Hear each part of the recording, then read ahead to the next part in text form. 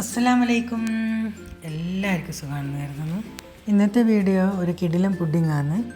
അതെങ്ങനെ ഉണ്ടാക്കിയെടുക്കാമെന്ന് നോക്കാം. 4 മുട്ട ഒരു പാത്രത്തിൽ പൊട്ടിച്ച് വെച്ചിട്ടുണ്ട്.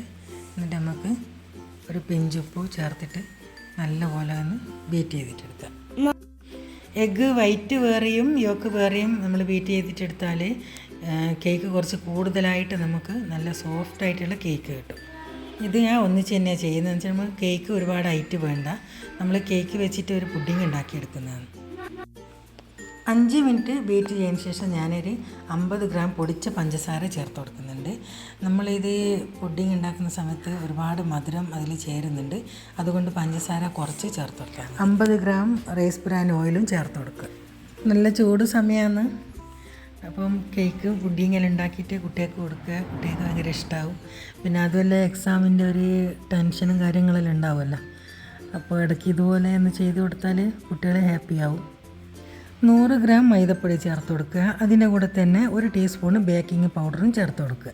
ഒരു പുഡിങ് ട്രേയിൽ ഒഴിച്ച് കൊടുത്തിട്ട് ഇത് ബേക്ക് ചെയ്തിട്ട് 20 മിനിറ്റോളം ബേക്ക് ചെയ്തിട്ടെടുക്കുക. അത്രയേ വേണ്ടൂ, പെട്ടെന്ന് തന്നെ ആയി കിട്ടും.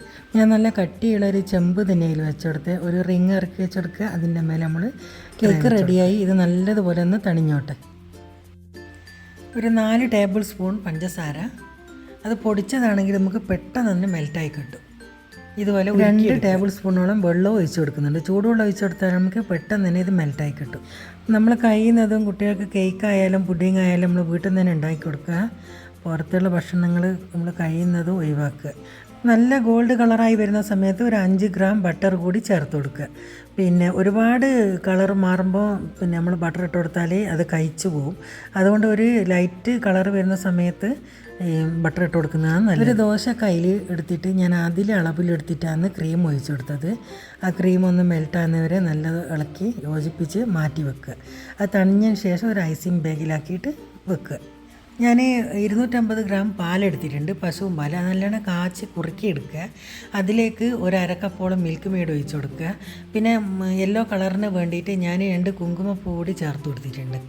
കുങ്കുമപ്പൂ പാല് കാച്ചിയ സമയത്തിന് ഇട്ട് കൊടുത്തതാണ്.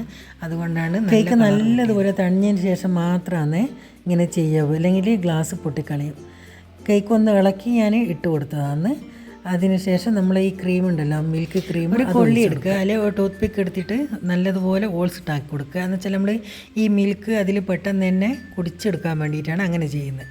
അതൊന്ന് സെറ്റാകാൻ വേണ്ടിയിട്ട് 10 മിനിറ്റോളം ഒന്ന് ഫ്രിഡ്ജിൽ വെക്കുക. അതിന് ശേഷം കുറച്ച് ഒരു അരക്കപ്പോളം ക്രീം ബീറ്റ് ചെയ്ത് എടുത്തിട്ടുണ്ട്. ഒരുപാട് ബീറ്റ് ചെയ്യേണ്ട. എന്നിട്ട് ഇതിൻ്റെ മേലെ നമ്മളൊന്ന് ആഡ് ചെയ്ത് കൊടുക്കുക. അതെന്താണെന്നോ, പെട്ടെന്ന് കറണ്ട് പോയി. അതുകൊണ്ട് ക്രീം ശരിക്കൊന്ന് ഫ്രിഡ്ജിൽ വെച്ചപ്പോൾ ഒന്ന് സെറ്റായി വന്നില്ല. അതുകൊണ്ടാണ് ഇതുപോലെ ആയിപ്പോയത്. എന്നാലും നമ്മളിത് ചെയ്തതിന് ശേഷം ഫ്രിഡ്ജിൽ ഒന്നും കൂടി വെച്ച് കൊടുക്കുക. ഇനി നേരത്തെ തയ്യാറാക്കി വെച്ച ഗനാഷ് ഉണ്ടല്ലോ, കാരമൽ ഗനാഷ്, അത് നമ്മൾ ഇതിൻ്റെ മേലെ ഡെക്കറേറ്റ് ചെയ്ത് കൊടുക്കുക. അത് നമ്മളെ സൗകര്യം പോലെ എങ്ങനെ വേണമെങ്കിലും ചെയ്ത് കൊടുക്കുക. ഒരു 5 മിനിറ്റും കൂടി ഫ്രിഡ്ജിൽ വെക്കുക. വീഡിയോ ഇഷ്ടമായി എന്ന് കരുതുന്നു. എൻ്റെ ചാനൽ സപ്പോർട്ട് ചെയ്യാൻ മറക്കല്ലേ. Bye, thank U.